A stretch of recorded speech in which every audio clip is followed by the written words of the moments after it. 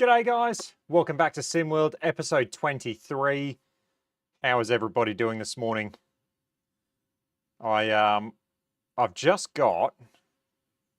was just practicing some putting just before I was trying to practice some putting, and I was seeing a few issues with the on-course practice in GS Pro. So it seems like there's a bug and it's treating on-course practice like course play, which is really frustrating.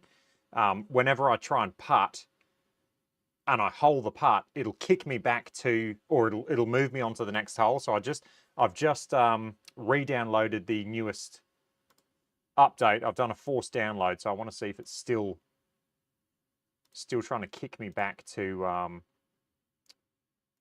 the next hole. Let me just get a 10-foot putt, and we'll see.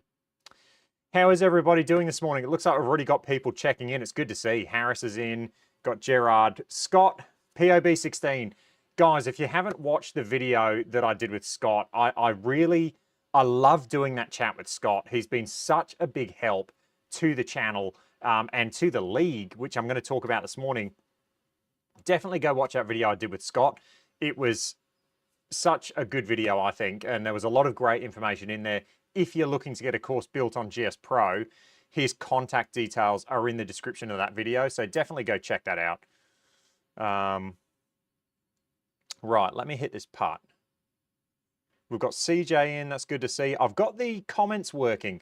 For some reason, when I did my, what did I do? When I did my blitz the other day, the comments weren't working, and I'm happy to say, I think I've got it all working again. And I didn't do anything. I just, I did the exact same thing and it worked. Let me just hit a putt, because I want to see if this is still glitching out. We've got the iMini going.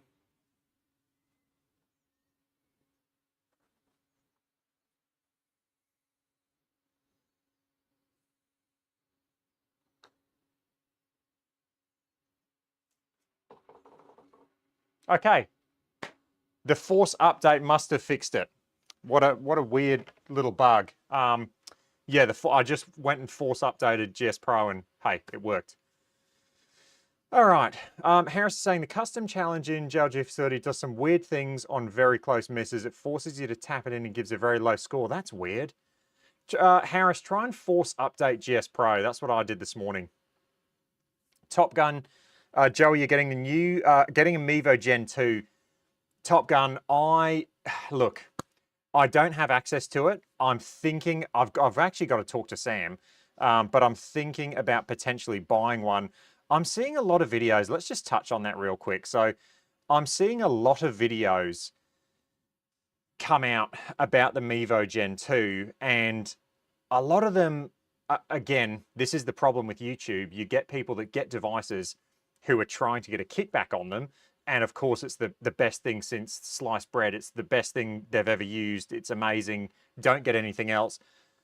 That's what's different about this channel is we get things and we test them in depth. We've got our skills tests that we use, our, custom skills tests, our official Joe Lagowski golf tests that we put these units through, and really just put out all the information out there for you guys to see.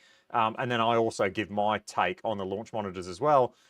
One thing I will say with the Mevo Gen 2 is just based on the hardware it's using a radar predominantly for all the tracking. Yes, it's got fusion tracking, but a camera can only do so much. And even with TrackMan 4 indoors, it's a radar-based unit. It uses the camera for supplementation.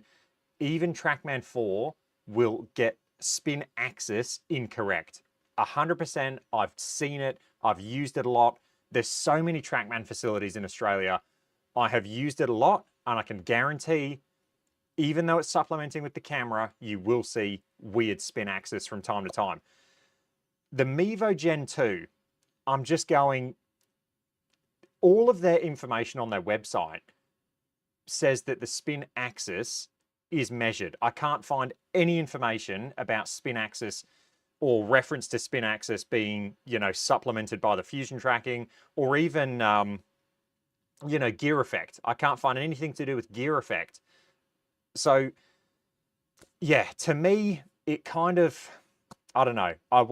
The reason I would love to get one is to actually show people and just put it out there. And look, if it is amazing at spin axis, then lovely. But, you know, I have my reservations. Let's just put it that way. I've got my reservations. Yes, you need stickers or RCT balls, Harris. That's a really good point. The thing with uh, the RCT balls or the stickers, that will only help you with backspin. And this is the thing that people don't understand is when you've got a radar-based unit and RCT balls, even TrackMan 4, it does not improve spin axis. It's only backspin. So I really wonder with the Mevo Gen 2, how they are doing spin axis indoors. Yeah, because a lot of units like the radar, like the Garmin R10 just uses all the club data and then goes based on the club data, based on this and that. Garmin R10 assumes the center strike. It goes, this is the shot shape. Mevo Gen 2, I'm assuming it's more advanced than that, like the TrackMan 4. It's going to use the camera and go, where on the club face was that ball hit roughly? It was hit off the toe. Let's apply a little bit of an algorithm. So, yeah. Very interesting. The next thing, Harris, yeah, the next thing that brings me on to putting, right? And I've seen putting videos with the Mevo Gen 2. Again, I've got my reservations. Yeah. How easy is it for a unit to basically, ball speed, no issues. I can see it getting ball speed, no issues. What I think with horizontal launch angle is there's nothing, and look, even for the square, I just wonder, horizontal launch angle is very hard to get. With a radar-based unit especially sitting behind, now, if it sees 1-2 degrees right or left, what's it to the unit to just say, hey, let's just massage that out to 0.1 or 0.2? I don't know. I have my reservations. I really think I would love to get one. And look, this is not against Flight Scope. Like, I'd love to try the Flight Scope. And I'd love to try their stuff. I think they're amazing for outdoors. Like the Mevo Plus, incredible unit outdoors. The data you get, all of the information you get from that device is incredible. Like it is TrackMan-like. If you're gonna go, if you're a, you know, aspiring tour professional, get a Mevo Plus. That thing would be insane to hit outdoors and use. But if you're looking at home simulator golf, to me, radar's just got, and there's so many things that can go wrong with radar. There's so many things in an indoor environment that can go wrong with radar. Yes, there's things that can go wrong with photometric-based units indoors, but far less than radar-based units. So for me, I have my reservations. And Harris is exactly right. It's an updated Mevo, not Mevo Plus. So that is a good point as well. But yeah, I've got my reservations, but that's just me being cynical. I'd love to try it, and I'd love to, you know, see how it goes because you could be surprised. What I will say though is, again, radar-based units, limitations indoors. To get a required space, you need a lot of room behind you. I'd be pushing, like I'd have to move and hit more forward to get that 8 foot of clearance. So for me, it's like, it's just, there's so many limitations. Again, this might be the unit for people who go, hey, I predominantly want to use it outdoors, but then also I do want to play a bit of sim golf. That could be the perfect unit because then you're going to be able to do putting. You're going to be able to do short chipping. So as a home simulator user, it's probably not the device for me, but it might fit someone who wants to use it predominantly outdoors and then also bring it indoors and have a hit as well. So yeah, I'd love to look into it, but for me, I'm thinking indoors, I default to cameras, but that's just me. What's everyone saying? Phil's in the chat, that's good to see. Still more features on Mevo Plus. Yep, absolutely. Yeah, Top Gun, that's the thing with radar. There's just, it's so, you open up a can of worms, and being someone who understands radar and works with radar, it just, there's so many things that can interfere with it. And Yeah, you've got to have a very, very clean environment. And then also be prepared to build Faraday cages.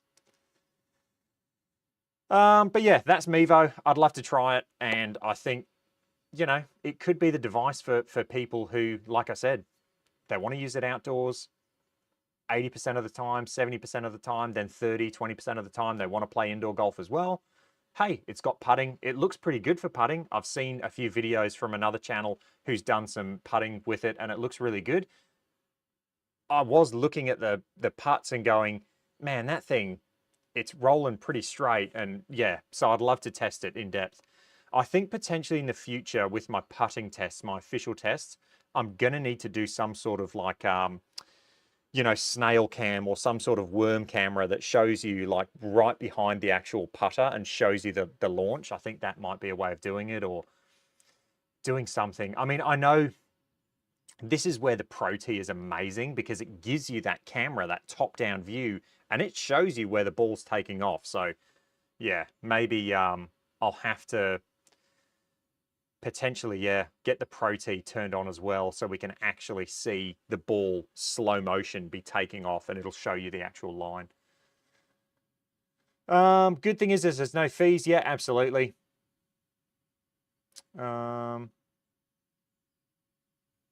Yeah, Friggle, Spike saying he's made enough interference videos. Absolutely. Mevo Plus is a Raspberry Pi with a radar array, unless anyone can 100% confirm. I think it's the same as Gen 2. Yeah, right. Webcam putting, but no hook to GS Pro. Yeah, that's the thing. I'm sure with connectors and things, Etienne Springbok is so good with that. He'll be able to connect anything. But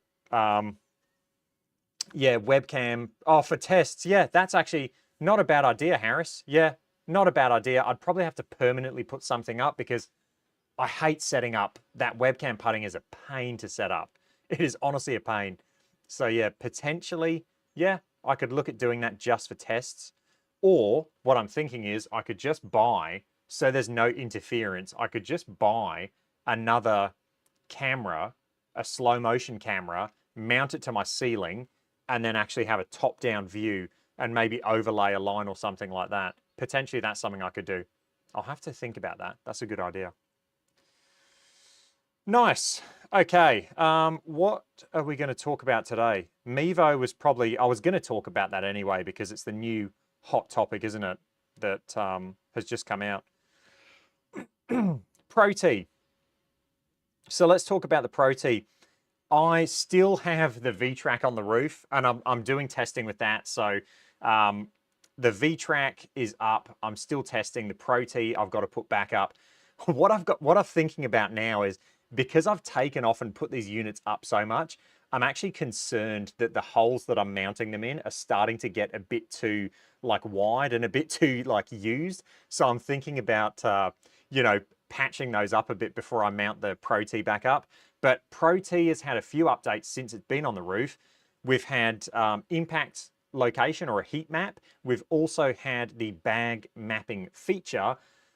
What is just insane to me and what I love is that the Joe Lagowski Golf community, I put out a poll on the Facebook group and said, hey, what do we want to see come to the ProT? And it looks like ProT have literally taken that and they're just going down the list of things that the community has asked for, which is incredible. So I just love that. And I think I'm so happy and so thankful of where this community's got to and where the channel's got to a point where we have, you know, some sort of say with these launch monitor companies. And ProT are so fantastic that they've just gone, hey, all right, what does the community want? And they're just doing it. So it's really, really cool to see. I think someone put a comment up the other day and they said, what's insane is we've had 3 months since this video's come out and ProT have already implemented 4 of the things on this list of the top 10. So that just blows my mind. It just shows you we're going to have to do more top 10 request videos for the launch monitors. I think that's ultimately what that means. Let me find that comment.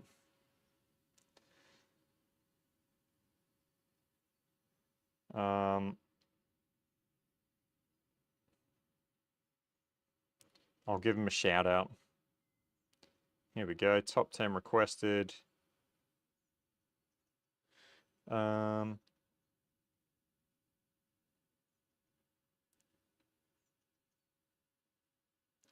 Where is the comment? Oh, here we go. It's Ian. It's Ian Ridge, a member. So Ian has said, I'll try and, I should actually put this up in the video. So Ian said, so cool, within 3 months of this video, 4 of the top 10 have already been delivered by ProT. How cool is that? That is really cool. What I will say, ProT, is we're still waiting on our coaching, AI coaching. That's all I'll say. Fingers crossed we get that soon. All right, let me catch up on these comments.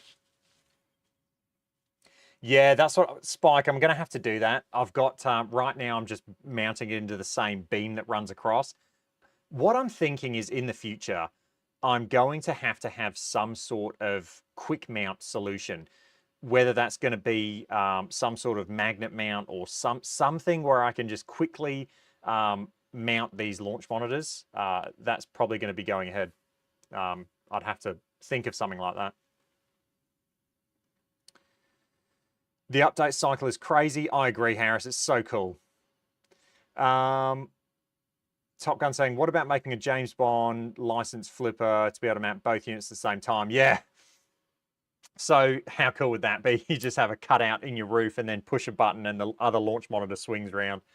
I think a quick mount solution, what I'm thinking, stay tuned, because what I'm thinking is in the future, I might have some sort of slider, and then I might have like a mounting solution on that slider. That's what I'm thinking. Magnets affect the monitor. They shouldn't do, Spike, because it's a photometric, so it shouldn't. But yeah, potentially some sort of magnetic field. I don't think it'd interfere with anything. Phil's saying, get a proper quick change mounting board for your overheads. You're absolutely right, Phil. There are more coming. I actually know there are more coming. I can't say anything, but there are more coming from different companies. Yeah, AI coaching is a huge leap, but I really think if anyone's going to do it, it's got to be ProT and VTrack, because realistically, they're the two AI, companies. So if anyone's going to do it, realistically, it should be those two. Now, I know VTrack, they've told me they've got something coming. ProT, no one knows. They just kind of, hopefully they're just following our list. We should do an update. We should say, give away free launch monitors to Joe Lagowski Golf members. #1. See if they do that. Okay, so yeah, that's the ProT. Bag mapping's there now, and I've looked at the bag mapping. I haven't been able to check it out because, like I said, I got the VTrack on the roof. I've seen a few comments. One of them was saying you don't get lateral dispersion. To me, in a bag map, I'm not really too fussed. I'm focused on your separation, so your distance between the actual clubs. In terms of laterally, I think that's more, hey, that's when you're going to go work on your swing. But yeah, to me, it would be cool if, I haven't seen it yet, but what I would like is to see the driving range, and you should get like a circle with dispersion and for your, say, pitching wedge, and then the next one, it'll go up and it'll have a dispersion circle, and it'll have all your, distances, average carry distances and things, and then the distance between the clubs. Yeah, fingers crossed. That's what it looks like. Phil's saying there's a free AI swing coaching website. Never tried it. Yeah, that's 100%. So there's Sportsbox AI. So you can get your phone, download. I've got Sportsbox AI on my phone, and you can get it, have a mount, and you can 100% use Sportsbox AI. And a lot of people are doing that. What I think, and also the one that Unicor uses is GolfFix. So you've got GolfFix and then Sportsbox AI. They're cool, but what is nice is to have integration. So if you could integrate the swing or coach AI into the software. That way you've got your permanent cameras set up that are already filming you. You don't need to mount your phone. You don't need to do anything. Everything's set up and then everything's integrated. Integration is key because it just makes it easy. Harris is saying, sorry to change direction a bit. Did you see that Unicor has a sale about 10%? Yes. When does Unicor not have a sale? Honestly, to me, they've kind of, I think sales on products, what's the point? Like no one's, if anyone buys a Unicor at full price now, then they're silly. They're really silly, or they've just got more money than they have sense.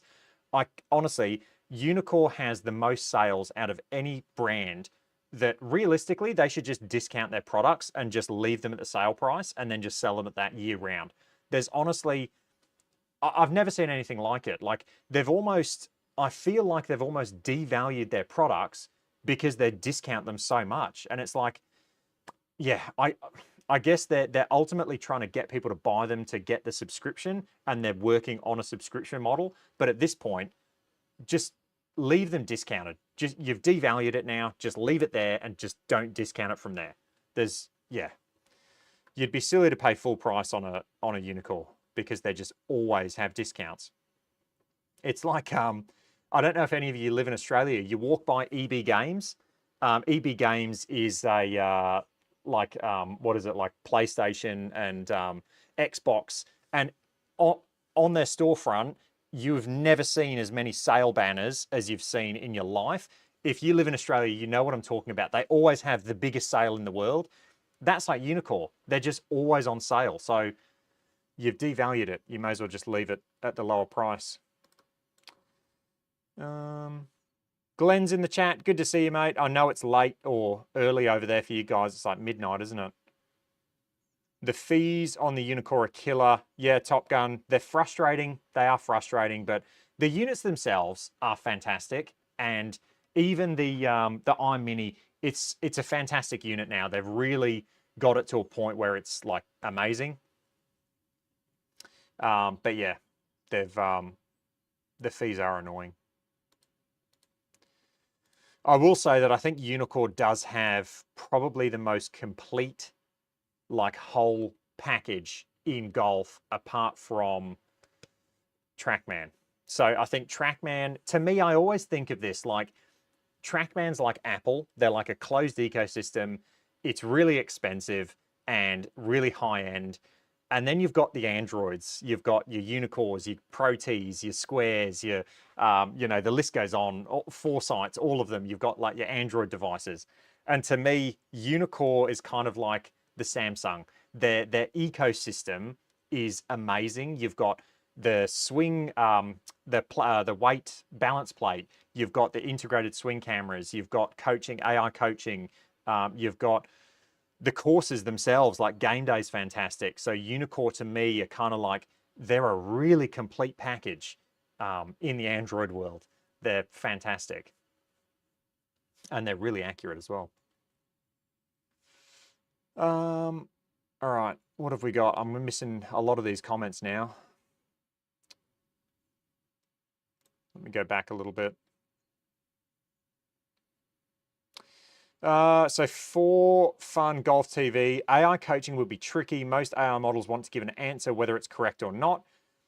Training that out of them is difficult. Yep, I completely agree. And AI coaching is something that I think is going to, well, it's going to get better and better the longer it goes on. I think what these companies need to do is get on the front foot, integrate it early, and then just work on it, because you're better off kind of launching it, gathering all that data, and then getting it better and better. I say data now, and like I've had a lot of comments saying I'm saying it wrong. It should be data. And anyway, they should gather all that swing data, and then ultimately make it better and better. If you put John Rahm's swing into Swing Fix, which is what Unicor use, so Unicor have just gone, hey, what's an AI coaching? Swing Fix, plug and play, we'll use that. If you put John Rahm's swing into Swing Fix, it gives him a horrendous score. Like, it gives him a horrendous score. And he's like, You know, you've got all these things to fix. It's like 2 out of 10. It's ridiculous. But yeah, so swing AI coaching has a lot to do, and it's got a long way to go. But I think the quicker they do it, the quicker they implement it, the better it's going to be.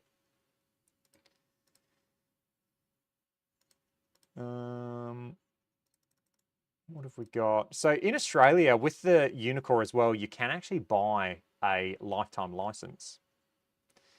The company that sells Unicor here, you can actually buy a lifetime license. I think it's about $1,000 there or thereabouts. Oh, Glenn said he's playing Royal Port Rush tomorrow. You are kidding. Man, that is cool. Please take lots of pictures.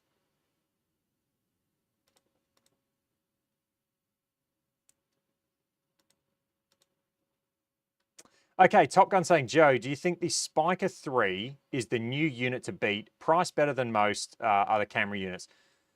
I need to get back into my Spiker testing. I've been so busy with everything else that it's kind of dropped off a little bit. I need to get back into that. The Spiker 3 for me, like I've said in all my videos so far, it's incredible. It is an incredible unit, incredibly accurate, reliable. Everything is really good. Two things wrong with it at the moment are the whole PC connection. The PC connection is horrendous. And because I've connected the V-Track back up now and configured my IP port, I'm just dreading having to plug the GolfJoy back in. They'll probably have to log into my computer again. I've never had a unit where I've had to get the company to log into my computer and set it up. Not once. We're talking, I think they've used TeamShare 4 times now to fix different things and to configure things. It's been an absolute nightmare. So they need to get better. With V-Track as well, you had to configure IP ports, but it was a lot more simple. Now with the V-Track, there's one button you push and you go connect, and it auto configures everything and then just connects. That's what GolfJoy need to do with their unit. They just need to have a button that auto configures everything and then it connects. It's been a nightmare with connection. The other thing is the spin axis. I sound like a broken record. Since I've been using it, it's had just a slight draw bias. Apart from those two things, it's an incredible unit, like really good. Connecting it to the iPad was simple, like really simple. The GolfJoy, that is. And it was stable and everything worked. So iPad connection, massive thumbs up. PC connection, nightmare. But yes, I do think, Top Gun, that the GolfJoy Spiker 3 in the future, it's only just come out, I do think it's going to be a unit to beat. It's got an insanely big hitting area. It really made me realize when I used that Spiker how small the iMini's hitting area is. The iMini's hitting area is really small. You get spoiled. Like I get spoiled from the ProT. It's got that huge hitting area. Going to the GolfJoy, I really didn't notice that much of a difference. The hitting area is massive. So that's a massive pro it's got going for it. Whereas the iMini, I think because it's just got the 2 cameras, the hitting area is actually quite small.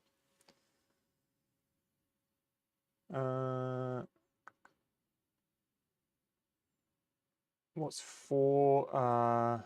it would go nuts with Scotty. Yeah, it would. It would just go like, yeah, this is the thing for fun. You know, you look at these pro swings and they've got incredible matchups that work for their moves. You kind of need an AI coach or an AI program to actually look at impact, look at how repeatable it is, and go, hang on a minute, this person is incredibly consistent with you know, how they deliver the club, and then kind of work backwards from there and go, how can we make this more efficient? Or, you know, a lot of things with the golf swing, if you've got a lot of funky moves, with amateurs, 99 times out of 100, if you eliminate funky things in the backswing, then it makes it more repeatable on the way through. With pros, it's a bit harder because you're talking elite level athletes, and yeah, maybe we get a bit carried away saying that's Golf Fix looks at those guys and has a conniption, but they are elite level athletes. But yeah, if you're working on your swing, if you're trying to eliminate some of the funky moves in the backswing, then more often than not, I'm going to say 99 times out of 100, it's going to make you more efficient and more repeatable coming through. But I do think AI coaching is going to get better and better. But ultimately, you still need a coach to help you through that, I think, at the moment anyway.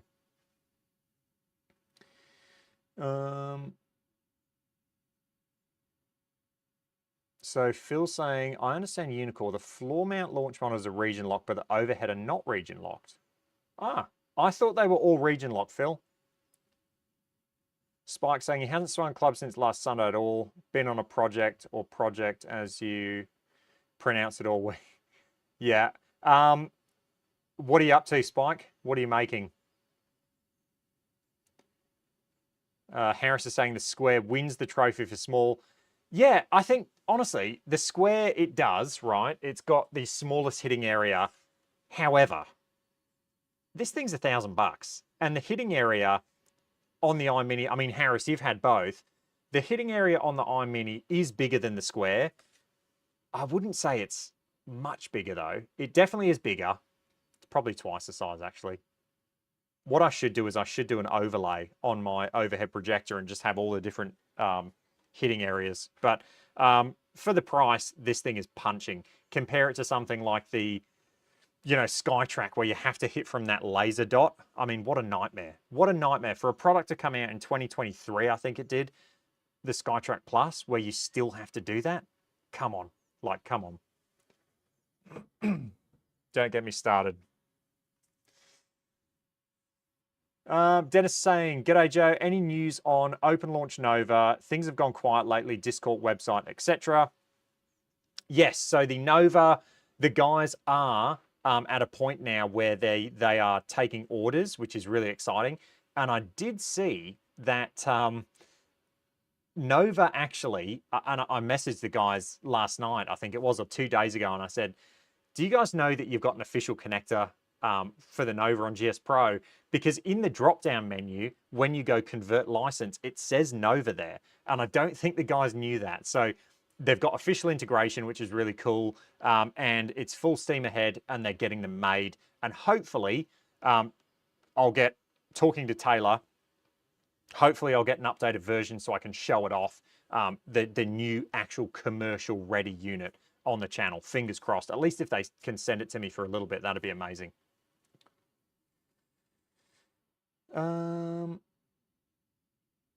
Thanks, Glenn. I really appreciate that. Yeah, like the video, subscribe.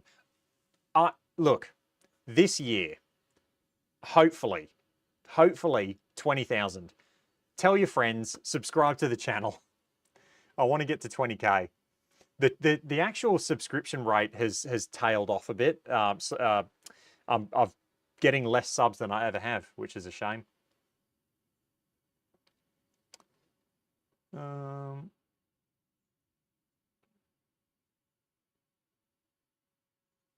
Vacuum jig to make screens faster, more accurate. A vacuum jig. I'm not following you, Spike. Phil saying YouTube just threw a random video advert, interrupted the feed. That's like 0.01 of a cent. Come on. Yeah, I do have the ads on. So with these videos, look, I've got the ads on. So you will get an advert from time to time. I do apologize. Harris is saying he agrees. The square is awesome. Yeah, the square is, every time I use the square, I sound like a broken record. I set it up, I hit some shots, and I'm like, for the average user, what more do you need, realistically? I don't know. What more do you need, really? What I do think is exciting is units like the Nova and units like the Spectrum. Those two really, really interest me, because what those two units can do is they're built by the community for the community. So if the community says, hey, we would love this to be added, the guys will go, okay, done. So they're built from the community, by the community, really exciting. So those two units for me are two to watch. I've been talking to the guys from both of those launch monitors, And yeah, fingers crossed we'll get some demos for the channel so I can show you guys what they're all about. But yeah, those two really interest me. Glenn saying he's never seen an ad on the channel. Well, I might have to up it. So I get a choice where I can do like, you know, no adverts, balanced, and then aggressive. It's on balanced. That's the default. That's what I left it on. So if you haven't seen one, I might need to up that. Get my 0.1%. Derek saying, have you heard any issues with radar units being inaccurate for high ball speeds? So Derek, high ball speeds, radar units, you shouldn't. And why I say you shouldn't is because radar-based units, the refresh rate on a radar is insanely superior to photometric-based units. So radar, the way it works, and the frequencies that they're using, they're sending out pulses like, I mean, look, the refresh rate on radar-based units are gonna be 10 times as quick as camera-based units. So radar-based units for ball speeds shouldn't be an issue. Where you're gonna have issues with radars are spin and spin axis. Those are the things that really kill you with radar units indoors. Outdoors is a different story. Camera-based units though, yes, you will definitely see ball speed at like really high speeds. We're talking 200 miles an hour plus. That's where you're going to have an issue. I've dove into this recently because there's a guy I've been talking to, an old friend of mine, Matty Bombs. He's a long drive guy and he lives in Brisbane. And he said to me, he's like, with the ProT, he's like, I have issues when I start getting into it because he's hitting these things 220 miles per hour plus. Like you're talking world-class ball speeds. He goes over and competes in the States. And I said, yeah, you're going to have issues because cameras are only so good and they're only going to be able to get you a certain amount of, you know, frames or images. And so with, for example, the Golf Joy, I did email them. I said, what do you top out at? It was about 200 miles an hour, I think, or there or thereabouts. So for 99% of the, or probably 99.9% of the population, no issues. But for really high ball speeds, photometric-based units are going to be the ones that struggle. Radar-based units shouldn't because their refresh rate is way higher.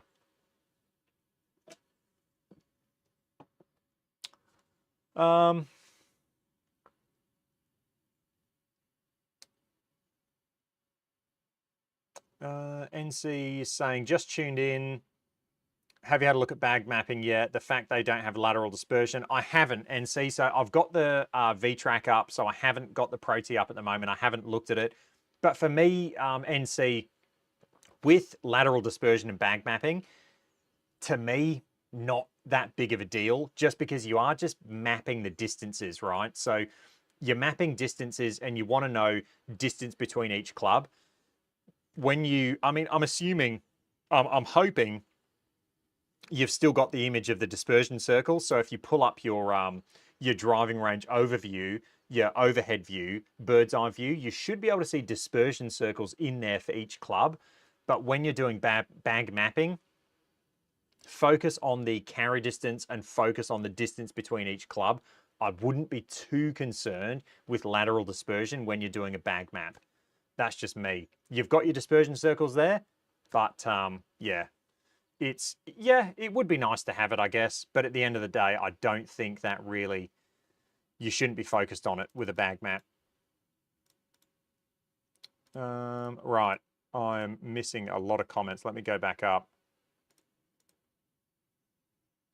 Vacuum plate to hold polycarbonate flat for CNC to cut screens easier. Okay, yep. Yeah, nice. So Garrick is saying, ProT versus V-Track, with the cost of the V-Track being less, would you lean that way or pay the extra for the ProT? Garrick, right now, with the state of the two units they're in, I'd 100% go ProT. That's just me. A couple of reasons for that. We've seen that they're incredibly responsive to the community. And the ProT for me is, well, it is further down its life cycle. So when you look at the two products, you've got V-Track that's just been released. You've got ProT that's been doing it for what, like almost 2 years. the ProT, sorry, is further down its life cycle. It's more mature. So it's a more mature product. It's a more complete product. Whereas the V-Track has only just come to the scene. You're going to have to go through teething problems. Let's just say that. So if you want to get the V-Track, I think the V-Track will be amazing in the future. I really do. But I think it's just behind where the ProT is at the moment. Is it ever going to catch up because the ProT is going to keep moving? Who knows? But to me, if I didn't own either of the units, but I had the knowledge that I have right now, say if I didn't have any connections with Bayside or anyone, and I was going to buy a unit, I would personally be leaning towards a ProT. I'd get the ProT just because of where it's at and with the knowledge I have at the moment. But in saying that, V-Track's a fantastic product, and if you are really, you know, if the cost is really a massive difference where you live, then the V-Track's a good option. Right now, Club Data's not that good with it. Impact Location's not good. They've got a lot of things to do. Let's just put it that way. They've got a lot of things to do before it gets to the point of consistency and accuracy is the ProT. ProT right now, all of the Club Data, Impact Location, everything you get from the ProT is world-class. It's high-end. I know the ProT gets a lot of hate for Club Data. For me, the ProT is incredibly consistent with my Club Data in my environment. The one thing with the ProT is the angle of attack. The angle of attack is more down on the ProT. Funnily enough, it's exact same as the V-Track. The angle of attack is more down than I see with my iMini or the Golf Joy. However, it always says the same thing. So it's consistent. So you've just got to be aware that, hey, when I'm using the ProT, it says 10 down for my pitching wedge, 10 degrees down. It always says that though. With the iMini, it says 7 degrees down. So to me, if I was going to compare it to TrackMan, I'd go the iMini's more accurate, but accuracy with Club Data is only dependent on when the unit is capturing the Club Data and where it's capturing the Club Data from. Potentially where the Club Data's being captured from on the ProT, 10 degrees is actually correct. So just be aware of that. Club Data is a bit of a, you know, what do you say, like a mixed bag? Like there's so many different things that can lead to different metrics. However, they are insanely consistent, both of them. So in my head, you've just got to be aware that the ProT reads a bit further down and you've got a level base and you can work on that. But yeah, ProT to me is more mature. So that's what I'd be getting if I was you, unless money is really a massive thing.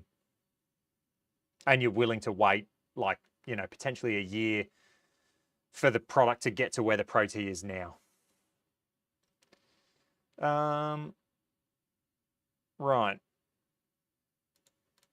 Missing some comments now. I'm really behind. When using the ProT, do you trust the GS Pro data more or the launch monitor data? So, good question. Armantia. So, when I assume you're talking about all the calculated things. So things like carry distance, rollout distance, peak height, descent angle, things like that. For me, when I'm looking at data, I always go with GS Pro. And this is, I'm going to go into, you've asked a really good question. And this is something that really annoys me. It really, really annoys me. I watched a video the other day about someone, and I'm not going to say any names, someone was testing the Square versus the new Mevo Gen 2.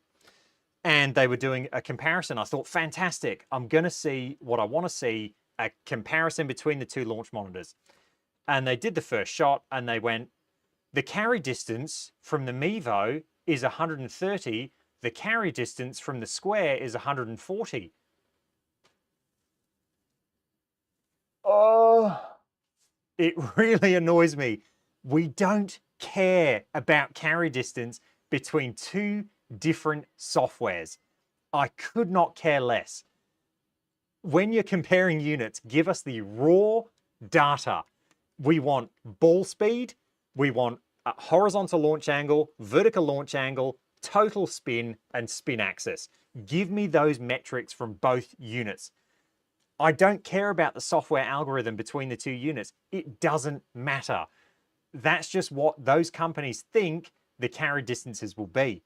So it's a pet peeve. It's a pet peeve of mine, and I hate when people compare carry distances from two different units and two different softwares, because now all of that testing is invalid. There's no point. There's literally no point.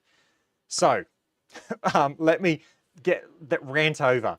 So we're talking about the do you trust the data more from GS Pro. So when you're looking at a unit, like I said, you only care about the raw data, and when that data gets put into GS Pro or ProT, they're going to have their own algorithms. They're going to have their own ecosystems in terms of humidity, in terms of elevation, in terms of all these algorithms that are going to figure out peak heights and descent angles and ultimately give you carry distance or rollout distance. What do I trust more? I go with GS Pro. I've defaulted to GS Pro for years. I think the algorithm in GS Pro is world-class, and I think it's the best out there, and it's what I trust. It's totally up to anyone else who what they want to trust. I just personally have found that when I hit shots on, you know, all these launch monitors and I get my GS Pro carry distance, if I write that down and I take it outside, and again, elevation and all the weather conditions are the same, I found that GS Pro has the correct carry distance for me. So that's what I use. That's what I default to. So when I'm testing launch monitors and you see me the other day, what was I testing? I was testing something. I think it might have been the Golf Joy. I think it might have been the Spiker, and I was comparing it to the GC3, and I was using the Spiker, the Golf Joy software for one and GS Pro for the Foresight, I think. And then I had so many comments saying, you didn't talk about the difference in carry distance. And it's like, there's honestly, there's no point in talking about the carry distance because you're comparing two different algorithms. Couldn't care less. If the raw data is the same from both units, we're good. You can plug that unit into any software you want then, and it'll just be algorithm based to figure out everything else. So world according to me, focus on the raw metrics, and I trust GS Pro. That's the answer. So I went on this huge tangent to come back and answer your question, but that's what I do. I haven't really compared the algorithms between the two, but I think ProT is pretty accurate in terms of their algorithm. I know the Square is incredibly accurate with their algorithm as well. It seems to compare very well with GS Pro. Okay.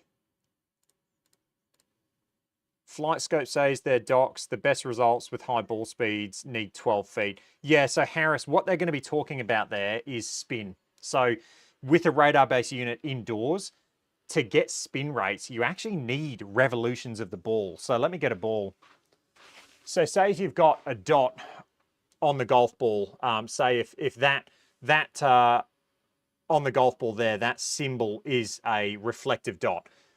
So when you're talking about high speeds and radar, the reason they're going to need 12 feet for high ball speeds is not going to be for ball speed, horizontal launch angle or vertical launch angle. So the radar is going to be able to pick up on ball speed, horizontal and vertical launch angle, like so quick.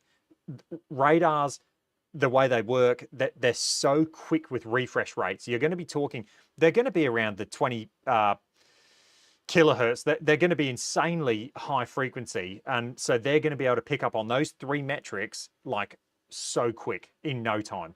What they need though is when the golf ball is traveling so quick, like we're talking 200, 220 miles an hour, in terms of spin rates, it actually, because it's moving forward so quickly, it's not actually going to, with a driver, it's not actually going to make a full revolution for, and you can do the math, say 5 or 6 feet it's going to take for the golf ball to be moving through time and space, I'll do it this way, and actually make one full revolution. And these radar-based units, they need, I think it was 1.5 to 2 full revolutions of the golf ball. And so if you've got something moving so quick, you need extra space for the unit to actually be getting the revolutions of the golf ball. So that's where they're going to need that extra distance to get spin, not the 3 other metrics. And then spin axis, well, I mean, a lot of them are just algorithm based that are radar based units. Indoors, outdoors, different story. Derek, super helpful. I have the Mevo Plus and I was thinking about ProT. I hit about 180 miles an hour consistently. Well, Derek, good for you. Good for you, Derek. Here I am trying to do my speed training, just busting, just working hard. And there you are, just with your 180 ball speed. No, that's fantastic. I love that. I wish I had that speed one day. When I grow up, I'll have 180 ball speed. I hit about 100, something to look into for sure. Yeah, Derek, absolutely. Yeah, so 180 ball speed shouldn't have any issues with the ProT. What I might do, Derek, is I might email them and just say, what is the cutoff?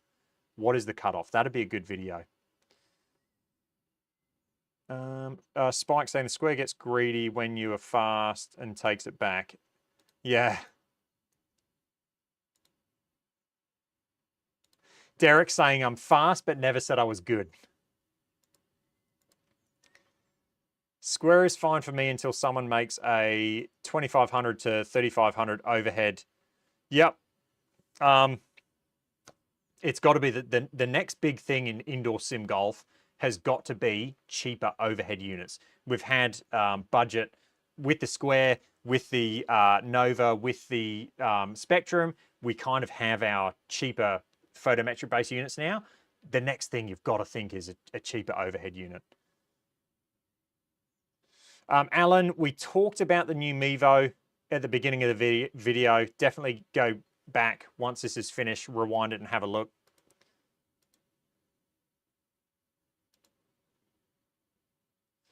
Parker saying, what's the best affordable camera to record, swing and stream other than iPhone? I was going to say iPhone. That's literally the reason I got an iPhone. I've always been an Android user. I loved my Nexus 5. I've always had, the Pixel came out, I used that. I've always had Android phones until I started doing this YouTube stuff and I went, I've got to get an iPhone just for the video. So, yeah. Affordable camera. Yeah, I'm not sure, to be honest. Yep. Yeah. If you can't beat him, join him, Parker.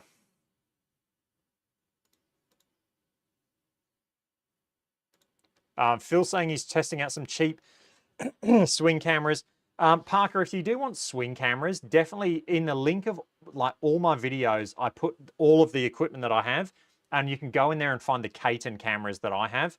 Katon cameras are fantastic, so definitely go check those out. But if you're looking for something that you can take to the driving range and use, iPhones are hard to beat, aren't they, for video? Talking of which, lots of cheap lab putters on AliExpress. Which one did you buy, Joe? Asking for a friend.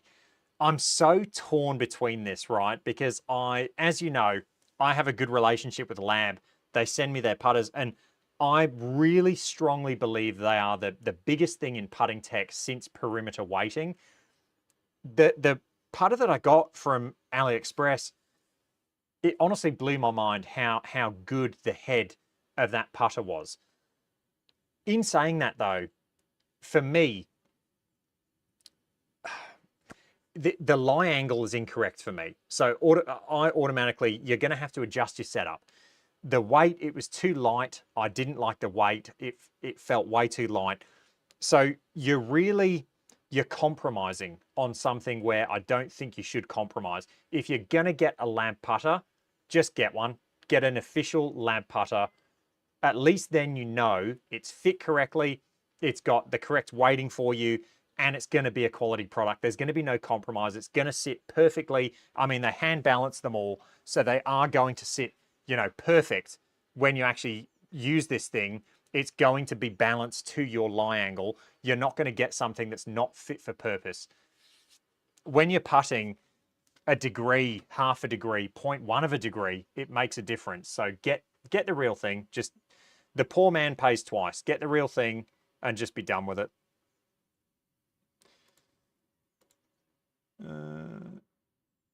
So Spike saying, my son, the fitter, has a TrackMan that reads longer, but they program it to sell clubs. He doesn't change it during a session. Wow. So you reckon TrackMan's algorithm goes longer? Top Gun, I'm a bit behind on comments. It's saying that's what's important between all these units is the ability to be consistent. I completely agree. Consistency is king. All right, let me just skip through. What I might do is just answer the members' questions. If you go to Club Fitting, Club Champions for the Quality House, that use radar and screen is going to be 15 feet away. Yeah, they are, Harris. Yep. Ideally, if you go get fit, you should be indoors. You should be doing it on a GC quad, in my opinion.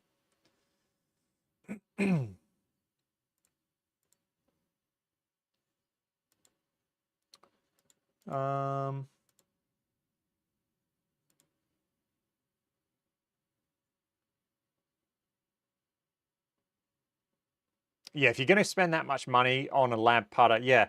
If you're going to spend, Glenn has just followed me on Instagram. Thank you. That I should actually plug the Instagram a bit more.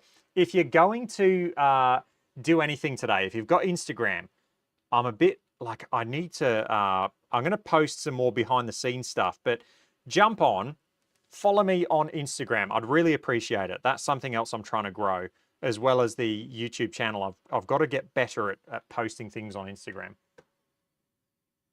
Thanks for that, Glenn.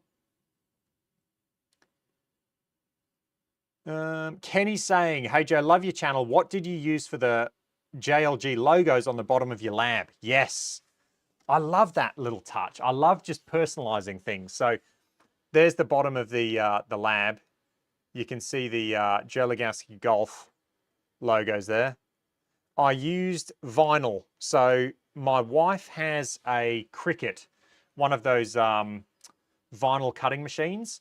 And so I put those, I just printed them from the printer and they're just vinyl. And I think it looks neat. What I'm thinking of doing, because I actually, you know what is crazy? From that fake lab, I was obviously got it and was putting with it.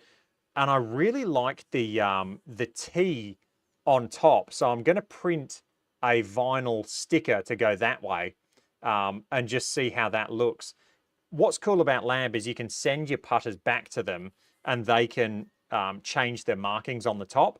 But I think I'm just going to put a vinyl sticker on there and just see if I really like it before ultimately, if I do send it back, to get them to relaser it. But yeah, it was the vinyl stickers.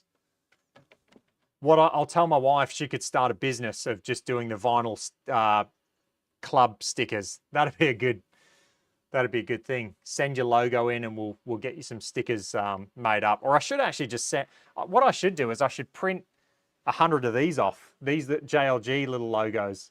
That'd be good. All right. Any good whiskey in Australia? Derek, I am not a whiskey drinker. I'm not going to lie. I've been away to Japan with work a few times, and the guys who I went with love their whiskey. Oh, new follower, Michael. Thank you, Michael. Instagram, I love it. They're big whiskey drinkers, and they loved it. And I was just like, I'm sorry, I can't do it.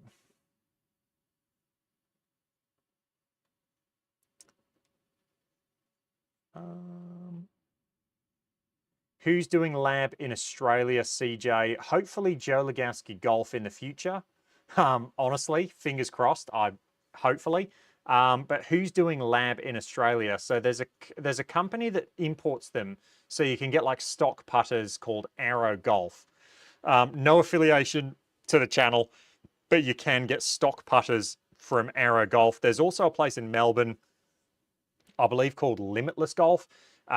They're fantastic. I think they do stock putters as well. So you've got Arrow Golf, which is probably the main one. And then I think Limitless Golf also do import labs as well in bulk. I'm not sure. There's a few places that do custom fit ones, so you can get custom fittings. There's a place on the Gold Coast in Hope Island. I'm having a mental blank. Indoor fitting center there. Nev is the pro, really nice guy. What is it called? I'm having a complete mental blank. I should know this. What is it called? The T Block. The T Block. So there's a place in Hope Island, if you're on the Gold Coast, that does labs. They fit labs, the T Block. There's a few places around that do. The new driver, BMAC, do yourself a favor, go and watch my Quest video that I played live the other day, rounds 3 and 4 of Quail Hollow. Man, I have never hit driver that good. Go and watch the Quail Hollow videos. This thing is an absolute monster. Massive shout out to the guys at Drum and Golf Bendigo, CC Wilco, JT Walsh. I mean, those guys are amazing. It has completely changed my driving. It's insane. It is honestly insane. Go and watch just go and watch round 2 especially. Round 2 especially. It was insane. My driving stats in that, I'll show you. I've never hit driver that long and straight. I took a picture of it and I sent it to CC Wilco because my fairway and regs were 60%, which doesn't sound like a lot. That's a lot. 60% fairways hit because the fairways missed. You're talking like you're in the rough, just in the rough. Distance was averaging 310, 60% fairways in reg. I mean, it's off the charts. Dennis Dale, thank you, Dennis. Instagram. So yeah, the new driver's working.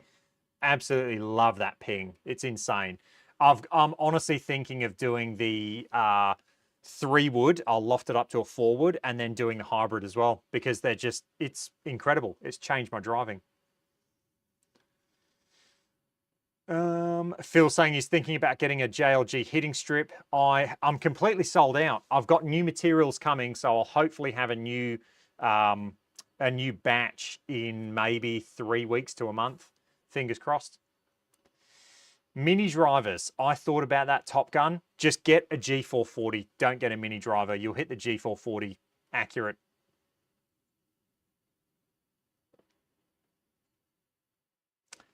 Okay. I don't think world number 1. Oh, Greg's in the chat. How's it going, mate?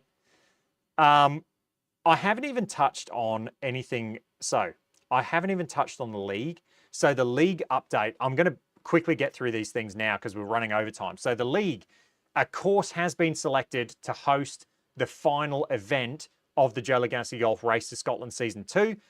I'm pumped. Wait till you see it. I can't wait to show it off. Scott, POB16, is building it.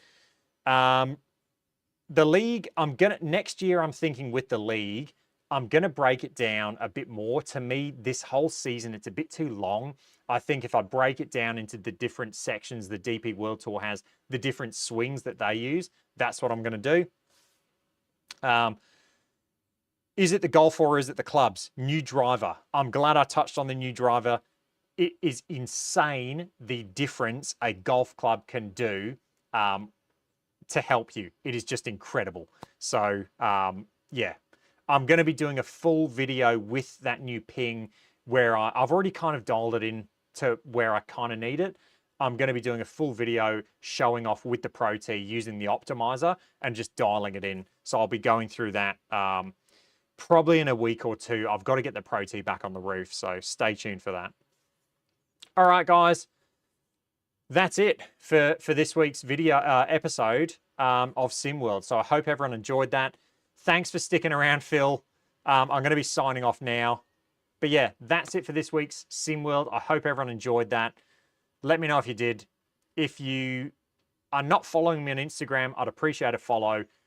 If you're not subbed to the channel at this point, I mean, come on. Sub to the channel. The race to 20K is on. All right, guys, that's going to be it for this one. Hope you enjoyed it, and I'll catch you guys next